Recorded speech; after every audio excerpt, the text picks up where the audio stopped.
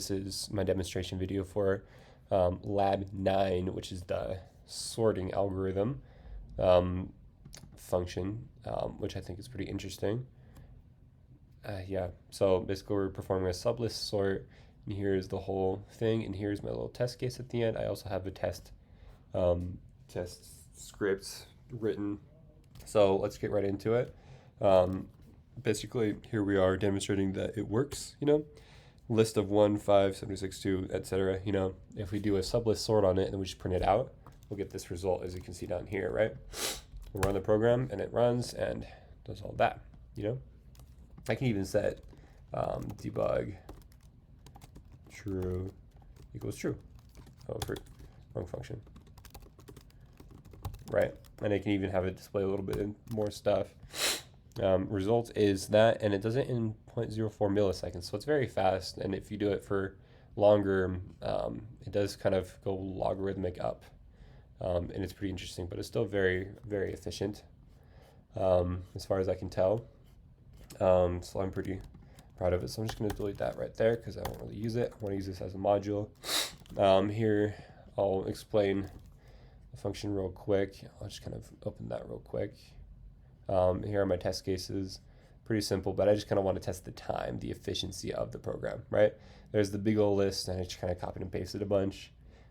Smaller list, smaller, and then itty bitty, and then really small, So I'll have them be, I'll have them all be true, just to kind of show all the times and whatnot, Brief explanation of all this. Basically what it does, it will organize the list that you pass to it, right?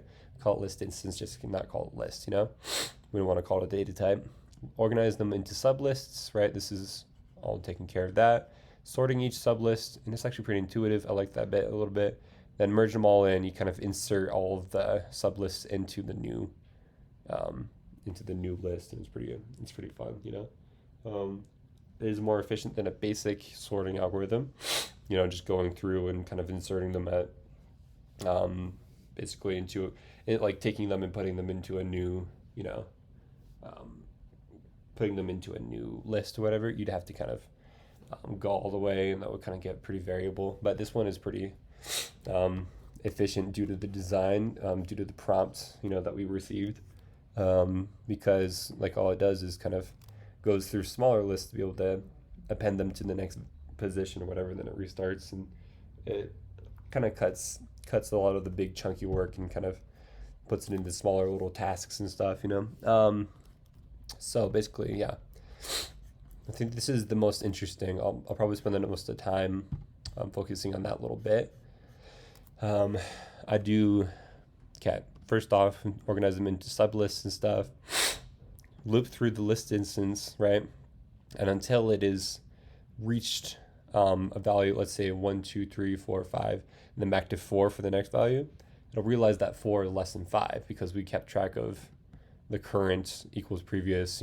If the current value is less than the previous value, we'll do all this right here. It's pretty important, right? And it'll only do it when it reaches a value that's less than the previous value, right? So it'll go in order until that, and then it'll take all of that.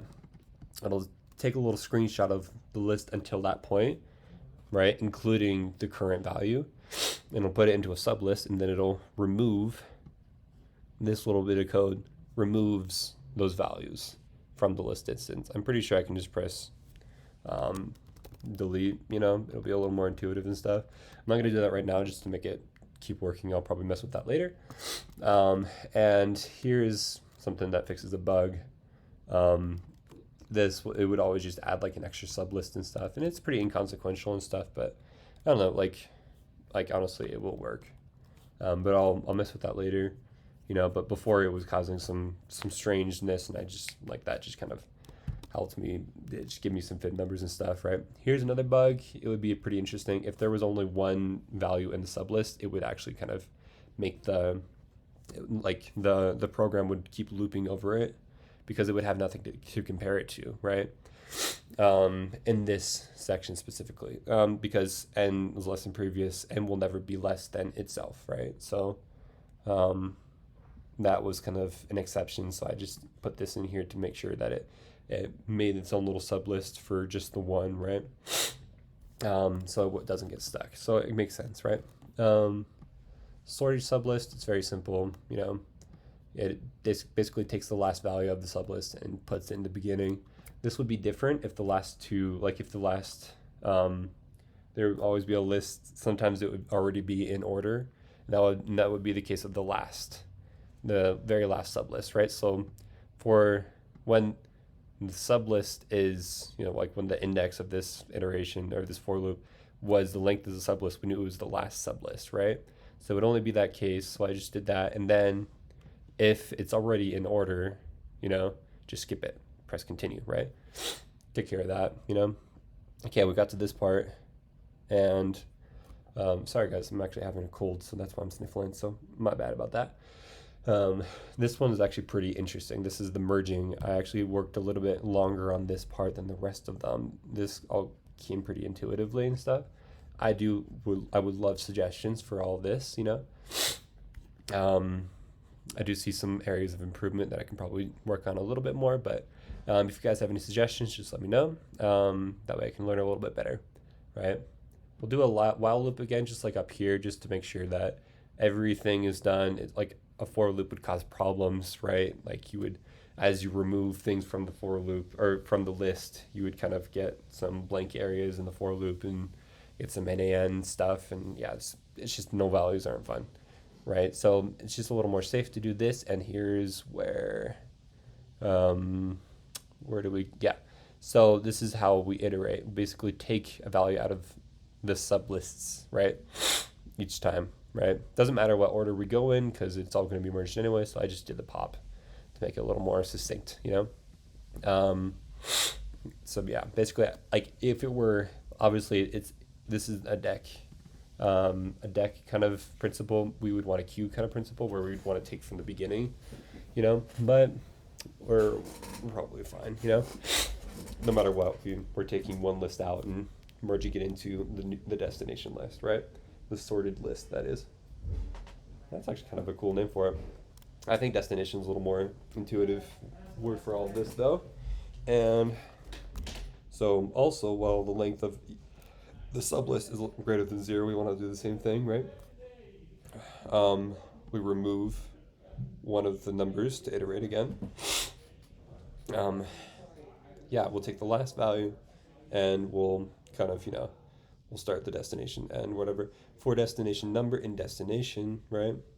We'll kind of loop through the destination list. If it's empty, it'll just kind of, it won't really break. It'll just kind of go on through. It'll go to the end of the list basically, and then it'll insert that, sublist number, right? Subnum equals sublist.pop, right? We'll insert that number right at the end, right? If it has things in it, let's say 1, 2, 3, 4, 5, and then we have another number that's 4. Like if our number is 4, it'll realize that it is less than 5, right? 4 is less than 5. So we have our location right there, right? We've been updating it and stuff, right? It'll be the location of 4, right? And then we'll insert it right there, where we want it, right? Taking care of it with an index. And so, yeah, so we'll insert it, and then we'll just kind of do that until all of the numbers in each sublist are gone of each sublist, and then until all of the sublists are gone, right? And the result is a functioning program. As you can see here, we have some pretty big lists and stuff, some pretty repeated numbers, a lot of variation there, Left me alone. Yeah.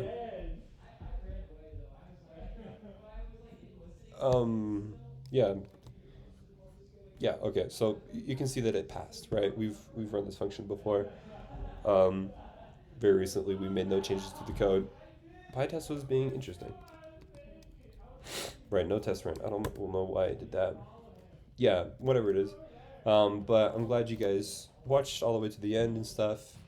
Hopefully I covered everything. If you have any questions, just leave a comment down in the comment section. And if you know me personally, just reach out to me. All right, thank you. Bye.